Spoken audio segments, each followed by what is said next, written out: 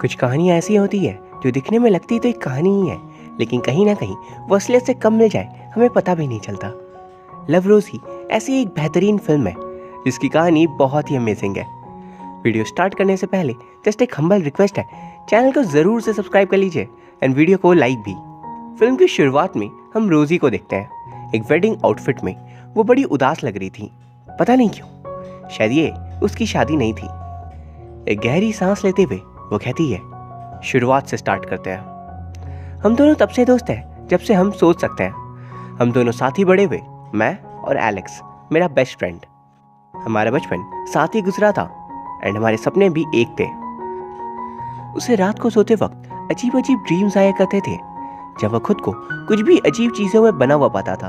लेकिन हमने डिसाइड किया कि ये बात हम सीक्रेट रखेंगे ताकि कोई उसका मजाक ना उड़ाए। फिर हम थोड़े बड़े हुए और एक शाम हम पार्टी में थे, बिल्कुल नशे में। ये पार्टी रोज़ी की थी 18th बर्थडे की खुशी में। वो और एलेक्स दोनों वहाँ पर डांस कर रहे थे कि अचानक वो इतनी ज़्यादा क्लोज आ गए कि वो दोनों किस करने वाले थे। लेकिन तभी रोज़ी स्टूल पर से गिर जाती है। उसकी नींद डायरेक्ट अगली सुबह खुलती है। जो एलेक्स उसके घर पे उससे मिलने आया था, वो पूछती है, हम कल रात घर कैसे आए? हम दोनों तो पूरे नशे में थे और मैं गिर भी गई थी। एलेक्स कहता है, मेरी मॉम हमें लेकर आई थी। ये सुन रोज़ी कह रही थी, मुझे अफसोस है, काश वो रात हमेशा के लिए हट जाए। मुझे सोचकर ही शर्म आ रही है। रोज़ी का मतलब था उसके ड्रिंक कर बेहोश हो जाने से, लेकिन एलेक्स इसे समझ लेता है कि रोज़ी को कल रात वाली किस पे शर्म आ रही है एंड रोज़ी शायद सिर्फ फ्रेंड्स ही बने रहना चाहती है। वहीं फिर एक दिन स्कूल का सबसे पॉपुलर बंदा ग्रेग रोज़ी से स्कूल डांस में साथ चलने के लिए पूछता है, लेकिन रोज़ी मना कर देती है क्योंकि वह एलेक्स के साथ जाने का सोच रही थी एंड वो बहुत एक्साइटेड भी थी। पर फिर वो उस रात ग्रेग के साथ ही जाती है क्योंकि एलेक्स का मन बेथनी नाम की लड़की के साथ जाने का था एंड ये डिसीजन इन्हें खुद भी नहीं पता इनकी ज़िंदगी किस तरह से बदलने वाला है। फॉर डांस नाइट में सभी लोग मज़े से डांस करते हैं। इसके बाद रोज़ी और ग्रेग एकदम क्लोज आ गए थे एंड वह ग्रेग एक बहुत ही बड़ी बेवकूफ़ी कर देता है। उसका प्रोटेक्शन रोज़ी के बॉडी में ही स्लिप हो गया था एंड ये देख वो घबरा गई थी क्योंकि इसका मतलब था कि कहीं वो प्रेग्नेंट ना हो जाए। वो तुरंत एलेक्स को कॉल करती है। लिफ्ट में चिल्लाते हुए वो ये बात एलेक्स को बता रही थी क्योंकि डांस में शोर बहुत था। बेचारा साइड खड़ा बंदा भी शर्मा जाता है कि यहाँ पर ये चल क्या रहा है। फिर वो डॉक्टर के पास जाती है एंड यहाँ पर शायद सब कुछ नॉर्मल था। फिर हमें दिखाया जाता है कि रोज़ी का सपना था खुद का एक होटल खोलने का, छोटा ही सही लेकिन खुद का। इसके लिए वो बॉस्टन यूनिवर्सिटी जाना चाह रही थी होटल मैनेजमेंट की कोर्स के लिए। वो जब इस बारे अपने पेरेंट्स को बताती है तो उसकी मदर घबरा गई थी, इतनी दूर वो भी अकेले। लेकिन उसके फादर को अपनी बेटी पर पूरा भरोसा था। अब वो कहते हैं, जाओ अपने सपने पूरे करो क्योंकि तुम्हें नहीं पता लेकिन तुम बहुत ही ज़्यादा अमेजिंग हो।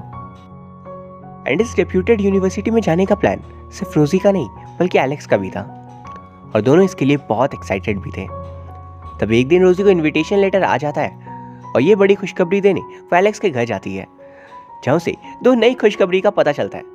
पहली, एलेक्स ऊपर वाले कमरे में बेथनी के साथ सो रहा था, ये तो चलो वो झेल भी ले। पर दूसरी खुशखबरी थी कि रोज़ी खुद प्रेग्नेंट है। वो तुरंत एक दुकान से टेस्ट किट खरीदती है और अपना टेस्ट करती है एंड ये सब उसके लिए एक सदमा की तरह था। इस बारे में जो वो एलेक्स को मैसेज कर बताने जा रही थी, तभी वो कहता है, मैं बेथनी के पेरेंट्स के साथ डिनर पर जा रहा हूँ, तुम कुछ देर बात करेंगे तो चलेगा? और रोज़ी उसे बता नहीं पाती। अगले दिन एलेक्स का स्कॉलरशिप लेटर भी आ गया था एंड रोज़ी उससे कहती है, बहुत अच्छे। एलेक्स कहता है, अच्छे क्या, तुम भी आओगे मेरे साथ? वो कहती है, हाँ पर कुछ दिन बाद, अभी तुम जाओ। एलेक्स निकल जाता है एंड दोनों एक इमोशनल गुड बाय शेयर करते हैं। ये गुड बाय एलेक्स के लिए एक अलविदा की तरह नहीं था क्योंकि उसके हिसाब से तो रोज़ी कुछ ही दिनों में वहाँ आने वाली है, लेकिन रोज़ी के लिए यह शायद एक नई जिंदगी में पहला कदम था। अपने बेस्ट फ्रेंड से अलविदा लेकर वो उसी शॉप ओनर र्यूबी से मिलती है एंड उनके बीच एक अच्छी दोस्ती हो गई थी एंड वहाँ वो उसे कहती है, अबॉर्शन करवा लो और चली जाओ बॉस्टन, या फिर कुछ महीने बाद इस बच्चे को किसी ज़रूरतमंद पेरेंट्स को दे देना जिन्हें सच में एक बच्चे की ज़रूरत हो, और तुम खुद पढ़ने निकल जाना। एंड ये बात रोज़ी के लिए सही थी। एंड यहाँ पर हम समझ पाते हैं कि रोज़ी ने एलेक्स को ये सारी बातें क्यों नहीं बताई, क्योंकि वो कभी नहीं चाहती थी कि एलेक्स उसके लिए अपने सारे सपने कुर्बान कर दे। वहीं फिर वो पूरे केयर के साथ अपने आगे के महीने गुजारती है जब आखिरकार उसकी छोटी बच्ची केटी इस दुनिया में आ गई थी। वो बहुत ही प्यारी थी एंड उसे देख रोज़ी का बिल्कुल मन नहीं होता उसे कम्युनिटी सर्विस वालों को देने का। वो डिसाइड करती है वो खुद केटी को सारी खुशी ला कर देगी लेकिन ये बिल्कुल भी आसान नहीं होने वाला था।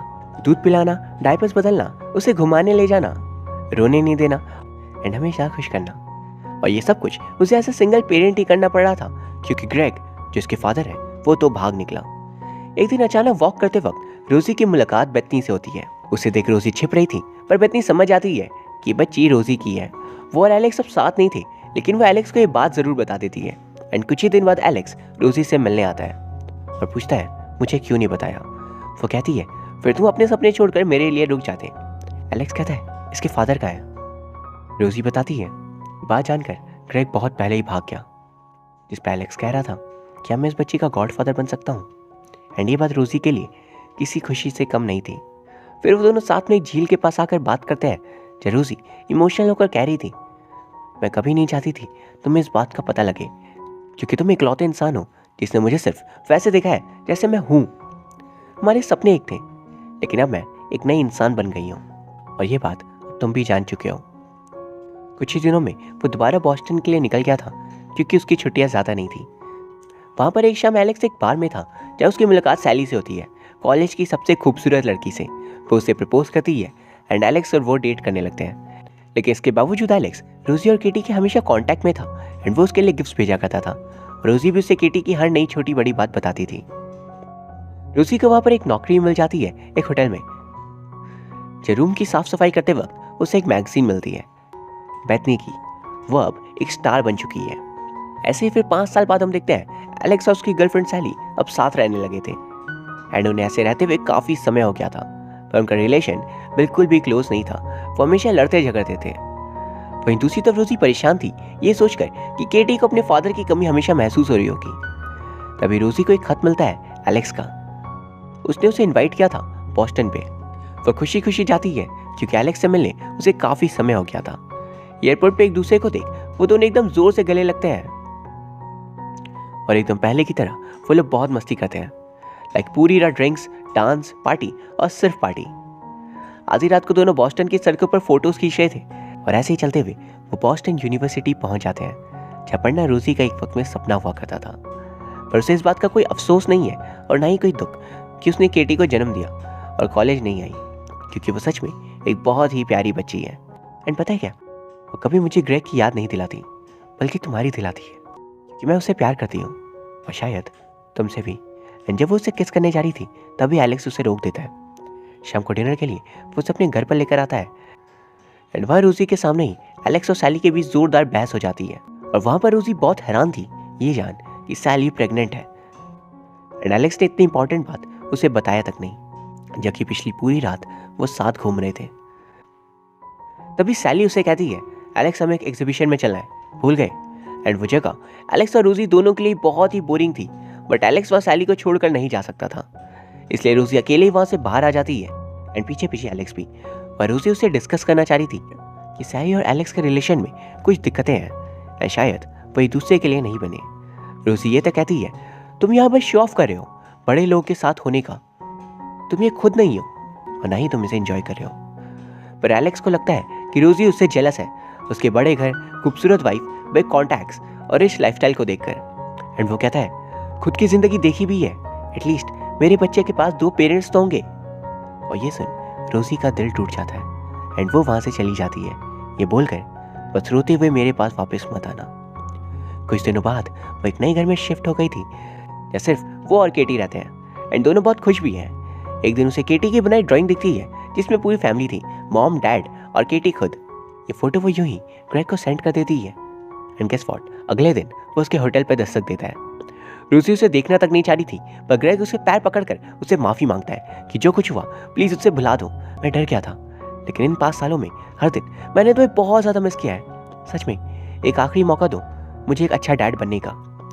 रोजी मान जाती है, पर उसकी एक शर्त थी, उसे बेस्ट डैड बनना होगा। ग्रेग ऐसा करता भी है और कुछ ही पल में वो केटी के बहुत क्लोज आ गया था एंड उनकी बॉन्डिंग बहुत अच्छी थी।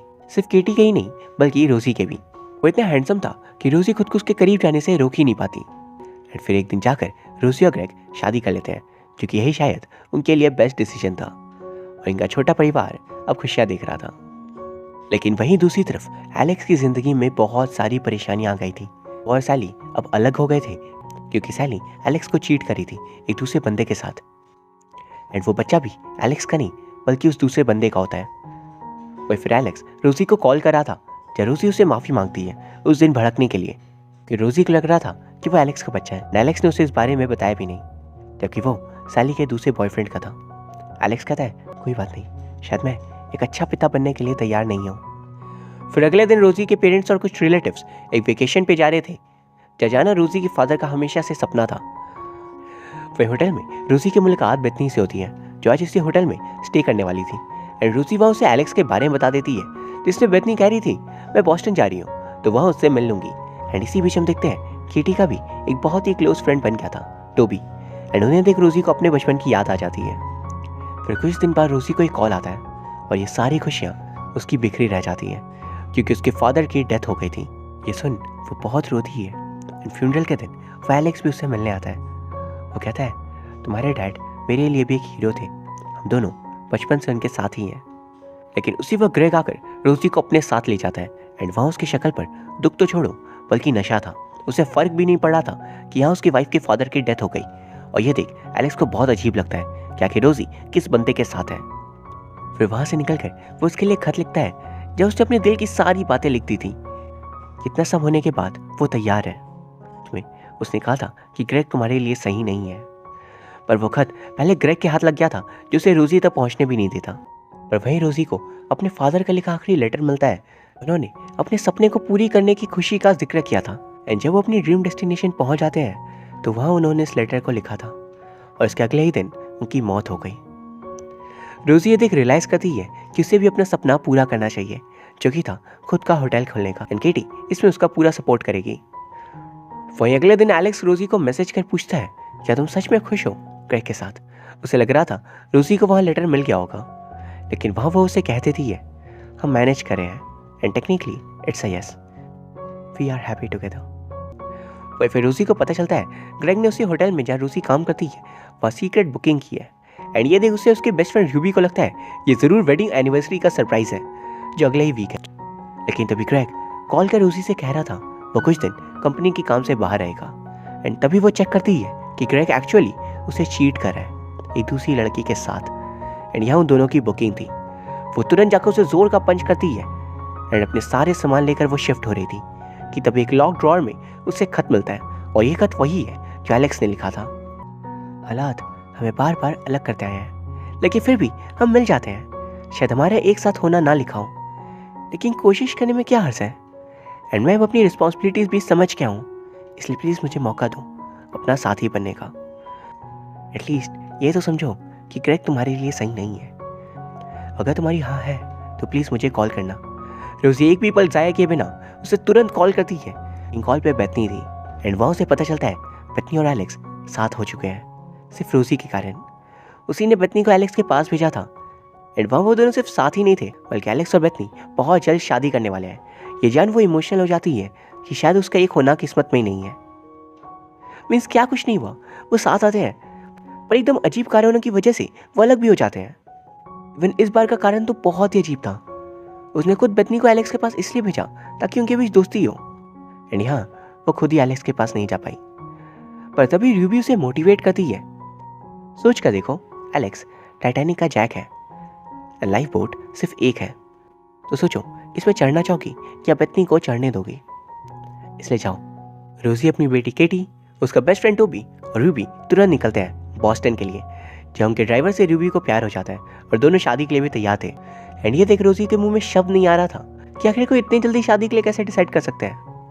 वही फिर हम देखते हैं जब तक रोजी वेन्यू पहुंच पाती तब तक एलेक्स और बेथनी की शादी हो चुकी थी। एंड अब हम दोबारा प्रेजेंट सीन में आ जाते हैं।